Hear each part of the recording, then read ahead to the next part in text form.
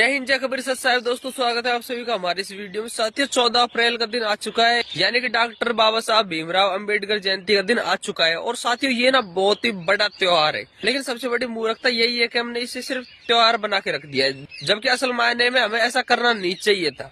Reason है, मैं आप लोगों को बताता हूँ। हमने अंबेडकर जयंती को और जितने भी समाज सुधारक रहे हैं, क्रांतिकारी रहे हैं, उनकी जयंतियों को, उनके जन्म दिवसों को, उनके अच्छे कार्य दिवसों को सिर्फ एक त्योहार बना के रख दिया है, जबकि ऐसा नहीं होना चाहिए था। हमें उनकी शिक्षाओं को अपने दैनिक जीवन में उतारना चाहिए था।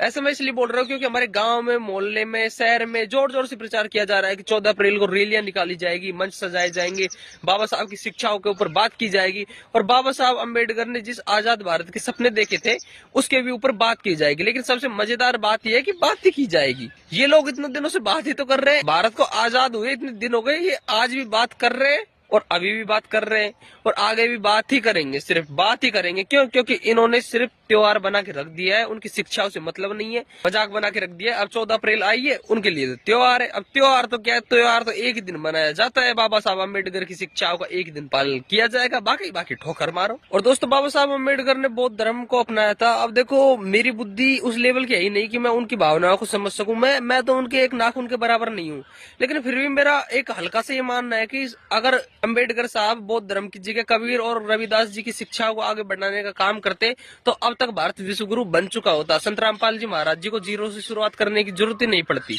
उसके पीछे का भी रीजन है क्योंकि अम्बेडकर साहब की शिक्षा को फॉलो ना करने का एक कारण ये भी है कि बहुत सारे लोग ये सोचते हैं कि अगर हमें अम्बेडकर साहब की शिक्षा को फॉलो करना है तो हमें बौद्ध धर्म अपनाना पड़ेगा, हिंदू धर्म की चीजों को छोड़ना पड़ेगा, जबकि ये उनकी सबसे बड़ी मूर्खता है।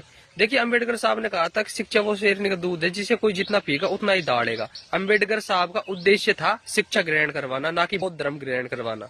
और ना ही अम्बेडकर साहब ने ये कहा था कि मेरे नाम पे तुम लोग अलग अलग पार्टियां बनाओ और अपनी जाति को प्रमोट करो। नहीं, क्योंकि अभी के टाइम पे यही हो रहा है। लोगों ने क्या क्या रखा है, अपनी अपनी अलग अलग पार्टियां बना रखी है, राजनीतिक पार्टियां, अपने अपने दल बना लिए। जबकि अम्बेडकर साहब का तो उद्देश्य था कि जातिवाद को खत्म किया जाए, ना कि जातिवाद को प्रमोट किया जाए।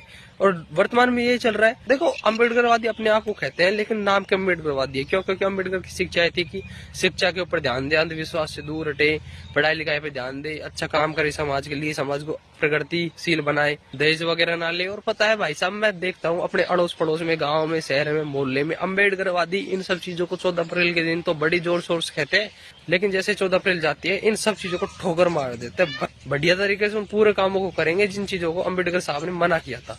अभी देखो, मैं हकीकत बात बता रहा हूँ। अगर अम्बेडकर साहब की शिक्षा को, असल मायने में अम्बेडकर साहब की शिक्षा को, जितने भी समाज सुधारक रहे हैं, जिनकी शिक्षा को अगर कोई समझने का काम कर रहा है, जिनकी